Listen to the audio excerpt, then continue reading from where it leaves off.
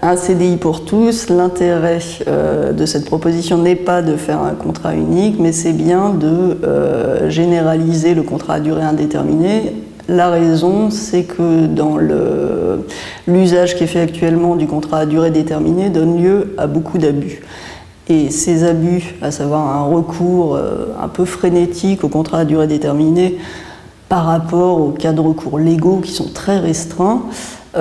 s'expliquent notamment par le fait que les salariés en CDD, l'employeur peut rompre leur contrat sans avoir à respecter toutes les garanties procédurales qui s'appliquent pour des salariés en CDI. Donc les salariés en CDD, il n'est pas nécessaire de leur faire un entretien préalable, il n'est pas nécessaire de leur faire bénéficier d'une lettre de licenciement, d'un préavis, et ça permet à l'employeur une souplesse qui fait qu'il aura tendance à favoriser le contrat à durée déterminée. Mais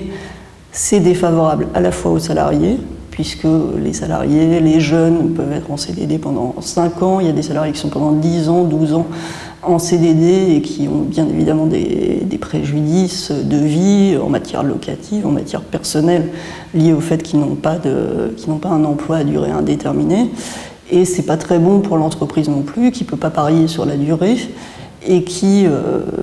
en plus prend des risques puisque le contrat à durée déterminée est un contrat qui est très rigide.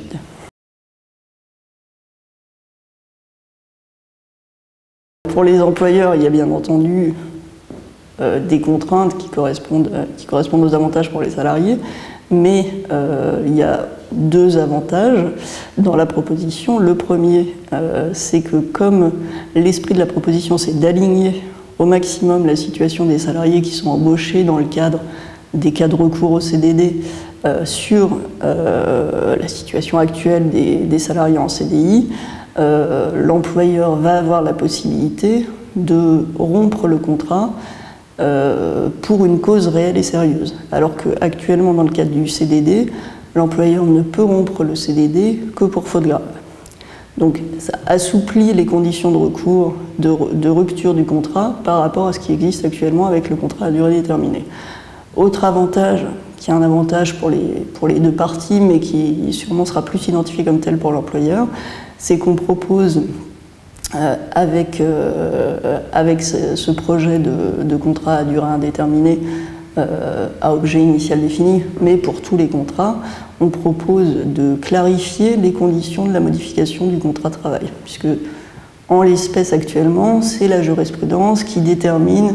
si l'employeur a la possibilité de modifier unilatéralement les tâches du salarié, ses horaires, son lieu de travail, ce qui induit un blocage terrible pour l'employeur qui ne sait jamais s'il peut faire quelque chose, s'il peut agir sur le contrat de travail. Donc là, on propose de clarifier, en passant par la négociation de branche et par le contrat de travail, les conditions de modification du contrat de travail, et on propose de permettre à l'employeur qui le prévoit dans son contrat de travail de pouvoir appliquer des clauses de variabilité du salaire, des tâches, etc. Et donc de lui simplifier la vie dans le cadre du CDI.